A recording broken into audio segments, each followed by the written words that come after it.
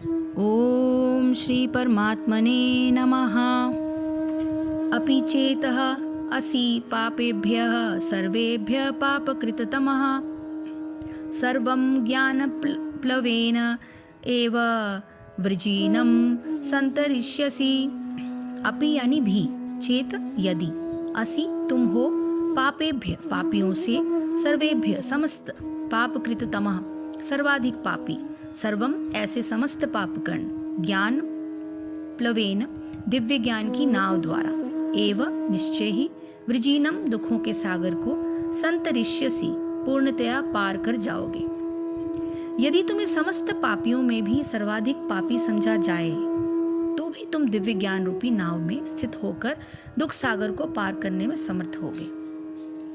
इसका तात्पर्य क्या है?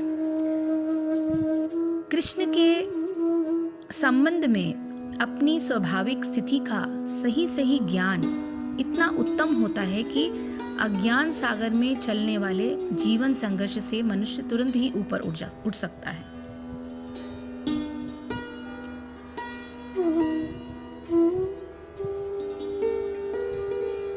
यह भौतिक जगत की कभी कभी अज्ञान सागर मान लिया जाता है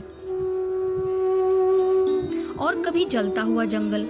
सागर में कोई कितना ही कुशल तैराक क्यों ना हो, जीवन संघर्ष अत्यंत कठिन है।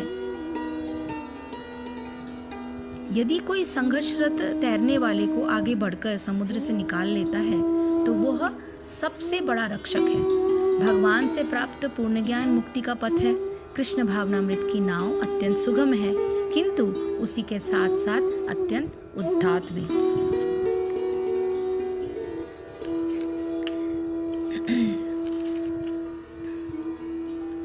यदि तुम सब पापियों से भी अधिक पापी हो तो भी ज्ञान रूपी नौका के द्वारा अवश्य ही संपूर्ण पाप समुद्र में भली प्रकार तर जाओगे। तत्व ज्ञान प्राप्ति से अत्यंत पाप कर्मी का भी उद्धार।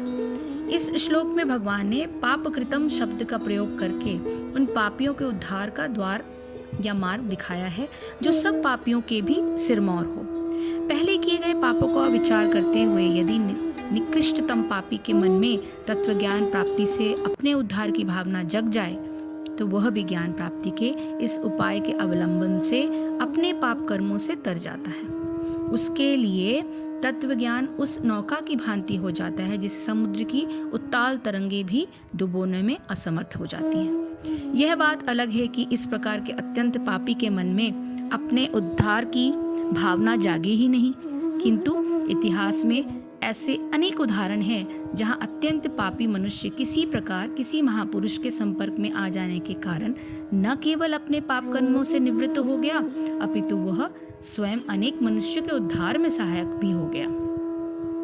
इस प्रकार के कुछ उदाहरण निम्नांकित है, जैसे अजामिल। श्रीमद् भागवत पुराण में अजामिल प्रसंग में बताया गया है कि अजामिल पूर्व में एक अत्यंत पवित्र हृदय ब्राह्मण था, किंतु एक नीच वैश्या से संबंध हो जाने के कारण वह अनेक व्यसनों का शिकार बन गया और घोरतम पाप करने में प्रवृत्त हो गया। कालांतर में किसी पूर्व जन्म के पुण्य उदय हो जाने के कारण उसे किसी महात्मा के दर्शन हो गए, जिन्होंने उसे मृत्यु के बिंदु पर पहुंचने से पहले उस दिव्य जीवन में प्रतिष्ठित कर दिया जो तत्व ज्ञान से प्राप्त होता है। दूसरा, अंगुलीमाल। महात्मा गौतम बुद्ध के जीवन में अंगुलीमाल नामक क्रूर कर्मादस्युओं का जब प्रवेश हुआ तो उनके संसर्ग में उनके हृदय में आश्चर्यजनक परिवर्तन हुआ और वह महात्मा गौतम बुद्ध का अन्यतम शिष्य बन गया। महर्षि वाल्मीकि अपने पूर्व जीवन में वे रत्नाकर नामक एक भयंकर दस्यु हुआ करता था और सप्तऋषियों के संसर्ग में आने पर उनके एक प्रश्न ने रत्नाकर के हृदय को परिवर्तित कर दिया। वह फिर घोर तपस्या में लीन हो गया और समय आने पर वही महर्षि वाल्मीकि के नाम से प्रसिद्ध हुआ। उनके द्वारा इस रामायण की रचना हुई जो संस्कृत वाङ्मय के 2 इतिहास ग्रंथों में से एक है और जिसमें वेद की ही शिक्षा कथा के माध्यम से निरूपित है। इस ग्रंथ के अध्ययन से अनगिनत व्यक्तियों ने अपने जीवन को उत्कृष्ट बनाया है और आजकल भी ऐसे व्यक्तियों की संख्या बढ़ती जा रही है। वर्तमान समय में भी स्वामी दयानंद सरस्वती के संपर्क में आने वाले अनेक नास्तिक और पापाचारी मनुष्य अपने पूर्व पापमय जीवन को त्याग कर उत्कृष्ट आस्तिक भावना से परिपूर्ण होकर भगवान की ओर उन्मुख हो गए। यहाँ ये प्रश्न उठ सकता है कि क्या ऐसे पापचारियों को उनके पूर्व पाप कर्म के फल से मुक्ति मिल जाती है?